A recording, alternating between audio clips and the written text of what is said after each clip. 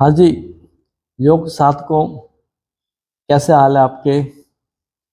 मुझे लगता है कि आप लोग पतंजलि योग दर्शन को सुन रहे होंगे, पढ़ रहे होंगे, लाइक भी कर रहे होंगे। अपन 7वें श्लोक पे थे। पहला समाधि पाठ है, उसका 7वां जो सूत्र था वो था प्रत्यक्षानुमानागमाः प्रमाणानि। प्रत्यक्ष प्रमाण वृत्ति और अनुमान प्रमाण वृत्ति हम पढ़ चुके हैं। आज हम आगम प्रमाण वृत्ति पढ़ेंगे। तो आगम में जो प्रमाण हैं, जो शास्त्रों में लिखे हुए हैं, वेदों में, गीता में, रामायण में, जैन दर्शन में जो बातें लिखी हुई है, उन सबको आगम कहते हैं। आगम पढ़ने पे जो हम चीज़ें पढ़ते हैं, वहाँ से भी अपनी वृत्ति क्लिष्ट या अक्लिष्ट हो सकती है।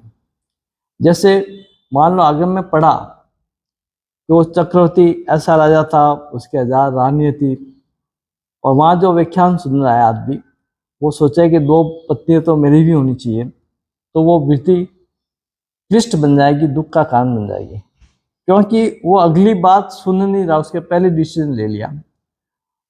वो अगली बात जो आएगी, उसके आप पूरी आगम को पढ़ोगे, पूरे आगम को समझोगे, तब पता लगेगा कि उस चक्रवर्ती राजा ने 1000 रानियां एक साथ त्याग करके वैरागी बन गया और साधना में लग गया। और यहाँ एक ऑर्डिनरी आदमी चाय छोड़ना भी भारी जाता है। तो सोचिए कि आगम से भी हम पढ़ के भी अगर उसको पूरा नहीं समझा, पूर्ण नहीं समझा, उसके ऊपर चिंतन नहीं किया, तो वो भी हमारे लिए क्लिष्ट बन सकता है। और आगम अक्लिष्ट कब बनेगा? जब हम आगम को पूरा समझ के योग साधना में हमारा कदम बढ़ाएंगे, तब आगम बन जाएगा। तो इस प्रकार आगम से बनने वाली वृत्ति भी क्लिष्ट या अक्लिष्ट हो सकती है।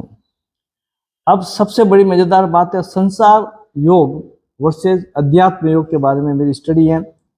संसार योग में जो लेवल है वो संसार तक ही रहता है। जैसे कॉमन भाषा में बोलते हैं, पहला सुख निरोगी काया, दूसरा सुख घर में माया। उसके बाद में संसार की भाषा तो बंद हो जाती है। अगर आपका पहला सुख हेल्थ है, नो डाउट, और बाद में माया आ गया, वेल्थ आ गया, सांसारिक भौतिक वस्तु आ गई, उसके बाद में भी आदमी बीमार पड़ता है, लाखों रुपये खर्च होते हैं, उसके बाद में भी परेशानी होती है, कर्मों का बंधन होता है। तो ये तो फार्मूला फैल जाता है, संसार का फार्मूला संसार तक ही रहता है। आदमी जन्म मरण सुख दुख में चलता रहता है। और जबकि योग शास्त्र क्या कहेगा? उसमें तीसरी बात होगा कि yoga leads to healthy life, wealthy life and spiritual kaivalya मोक्ष।